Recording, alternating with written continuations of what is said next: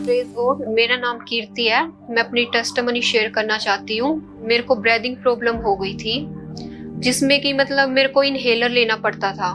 ये मेरे को 3 या 4 साल से रह गई थी। काफी डॉक्टर्स से चेक करवाया मैंने, रोहतक पीजीआई से चेक करवाया, फिर उन्होंने रेफर किया दिल्ली पटेल चेस्ट में। फिर उन्होंने मेरे टेस्ट किए।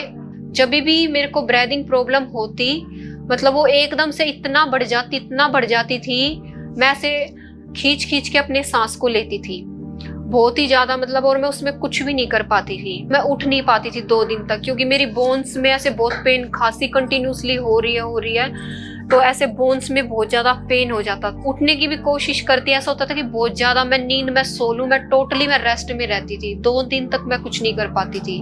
अगर मेरे को पानी भी चाहिए तो वो भी मेरे को मेरी मम्मा देती थी। तो फिर मेरे को वो इनहेलर लेने के बाद ही मेरे को आराम आता था, और मेडिसिन ने टोटली काम करना बंद कर दिया था। तब मैंने समझा कि मतलब ये मेडिसिन की प्रॉब्लम नहीं है, मतलब ये स्पिरिचुअली प्रॉब्लम है। तो फिर एक दिन मैंने पास्टर देवश्री को बोला कि आप मेरे लिए प्रे कर दो, ऐसे से ब्रीदिंग प्रॉब्लम हो रही है। तो उन्होंने कहा ठीक है। तो उन्होंने कहा कि आप जो FOLG के हीलिंग कन्फेशन आप उनको डिक्लेयर करो। तो फिर मैंने उनको डिक्लेयर किया, उनको डिक्लेयर कर रही हूँ तो मेरे को रिलीफ आ रहा है, लेकिन जैसे ही मैं उनको बंद कर रही हूँ फिर वो चीज परेशान कर रही है।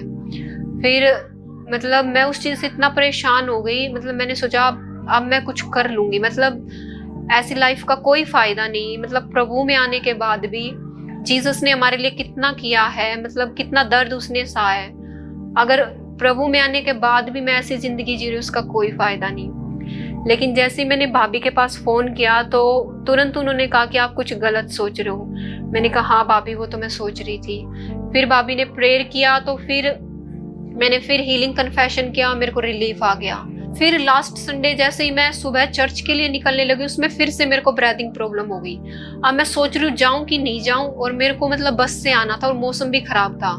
ये हो गया कभी मैं बारिश में भीग जाऊं, रास्ते में ही कोई मेरे को संभाल ही ना पाए, उसमें मैं चल नहीं पाती थी। फिर ऐसे मैं टोटली रेस्ट में रहती थी।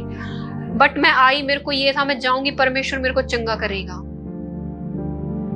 वर्शिप में जब मैं आई तो मतलब मैं खड़े होकर वर्शिप नहीं कर पा रही थी। अचानक से इतना हैवीनेस सिर पर, मतलब ऐसा होने लगा कि जैसे सिर को पकड़ के वचन को अभी बंद करो।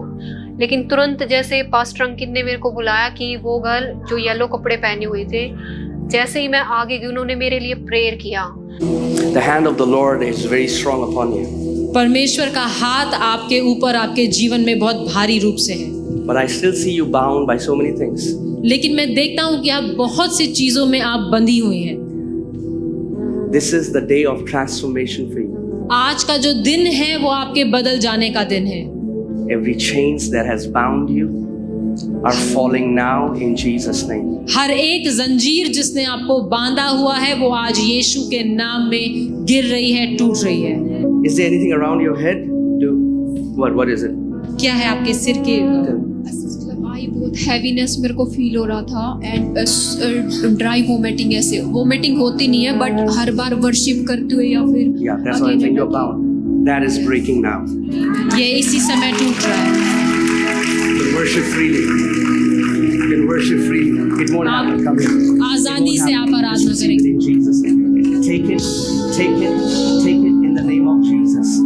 In the name of Jesus. और जैसे ही मतलब पास्टर अंकित ने मेरे सिर पर हाथ रखा, मैंने जीसस के लव को इतना डीपली महसूस किया। मतलब मैं सब कुछ भूल गई, मैं कहाँ खड़ी हूँ, मतलब इतनी हैवी प्रेजेंस, इतना मैंने सबसे ज्यादा मैंने उस प्यार को फील किया, और एकदम मैं कंप्लीटली फ्री। सरमन कंप्लीट होने के बाद मैंने इतना खुलकर सांस लिया, और मैंने मतलब कि जब मैं आई थी तो मैं वर्शिप ही नहीं कर पा रही थी। लेकिन सरमन खत्म होने के बाद मैं उस चीज से फ्री हुई, और मैंने खुलकर मतलब कि एकदम सांस लिया, और मैंने कूद कर मैंने वर्शिप की।